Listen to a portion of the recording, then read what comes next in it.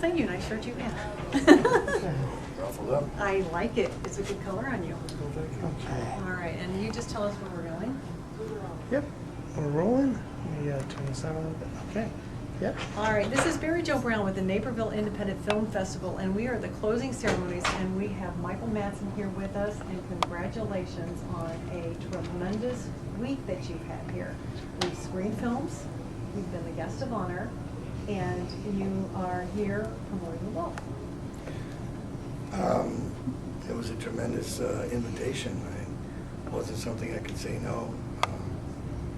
Everyone here has been very kind and generous, and it's been something I think I'll remember for the rest of my life.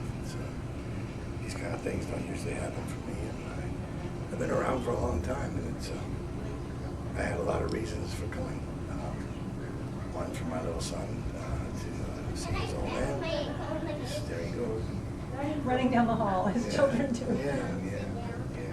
And to see my dad, and for Ted's wonderful theater, it's a one-of-a-kind place, and it's a great festival. People that they run it, they give me the key to the city, and it was very nicely done. I'm not a good public speaker, so I got a bit, I didn't quite know what to say. But You did beautifully tonight. You shared with us, for many people that didn't know, this is kind of home turf for you. You've got family here, and yeah, my dad's still here. He's out in Oak Lawn. He was a Chicago firefighter for 30 years. He's retired now, and I miss him so much. And you know what? That's what's just awesome about you. You are a consummate actor. There's this soft side to you that we don't get to see in films. I love what you said tonight, that what would you say? You're a juvenile delinquent who did good on a couple films. I'm a blue-collar kid, and you know, I didn't have much education, and I worked in a lot of gas stations and car washes, and you know, I sold Christmas trees, and I tried to be a paramedic, and my dad wanted to be, my father wanted me to be a cop, and a lot of his friends were cops when I was a kid, and you come back to where you came from, and you remember a lot of things, and they're genuine. And you know, Hollywood is a very transparent place. And, I've never really accepted it, and it's nice to come to a place where you're around people that understand. Can I ask you a couple personal questions? Sure. Your son, that's Yeah. running around here having the time of his life in the halls of this theater. He's pretty. He knows Dad as Dad. Does he ever? I mean, now you had a couple movies he could go to, but some of your movies he can't see. Well, he can see Wyatt Earp, he can see Free Willy, Free Willy, he can there see you go. Species, and Mulholland Falls, and Thelma and Louise, and I've done some TV stuff that he could watch. I got the CBS premiere of Blue Bloods. Yes. I think it's the 27th or 28th of this month. I was running around with Ted's granddaughter. I mean, this theater is so incredible. You walk through the halls of this place, the things that he has in here, it's just so incredible. Every film that anyone's ever remembered or loved is celebrated here in these hallways. The fact that I could even, that I'm here and there, places. I never, when I was, you would ask me that if I was 10 years old, I never thought that was possible. And you had a premiere here Friday. I don't even know when Friday. Yes, today's Saturday. So yesterday, you had a premiere here for Vice.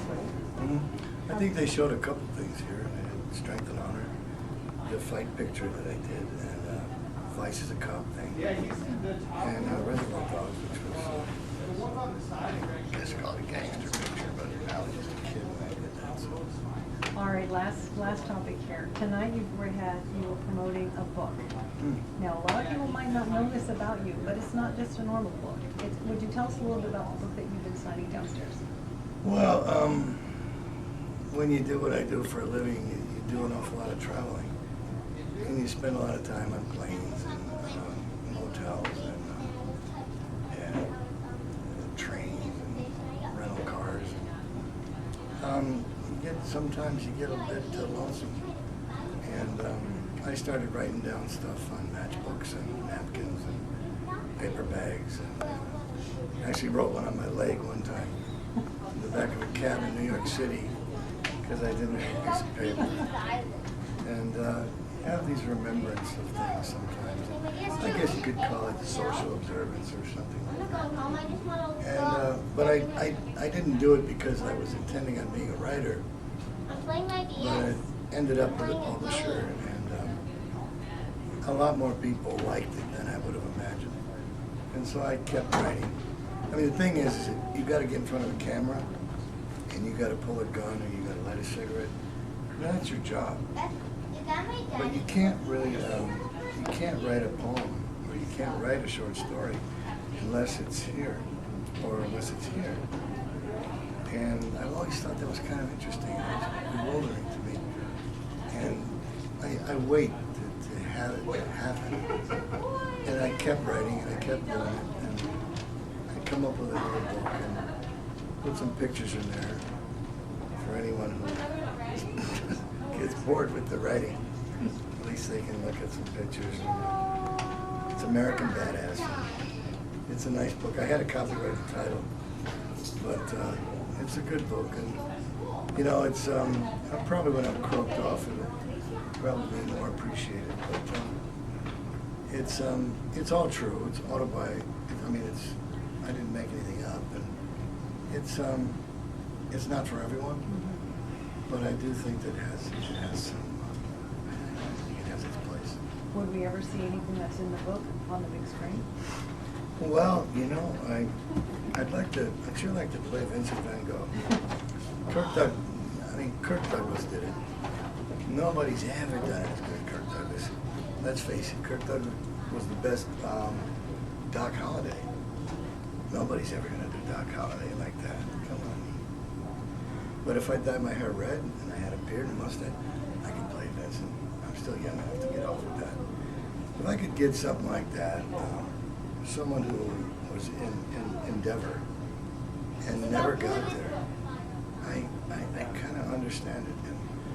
But I need that kind of role. I mean, if it's not on the page, everyone wants to put a cigarette in my mouth and give me a gun. And I'm really sick of it. I mean, I'm not sick of it, but I'm saying I need better writers and some other directors to come to me with some more interesting material and something more engaged with humanity. The consummate actor, always thinking big, looking for the next All project. actors want to be singers, and singers want to be actors, and it's ridiculous, you know. I can sing, but, you know, in the shower. You know. We're headed to the shower? Oh, No. And now. Well, it sounds better in the shower. Well, It that's sounds good, better in no, the shower. because you got a good sound system in there. You know, that's how they get away with it. It's acoustics.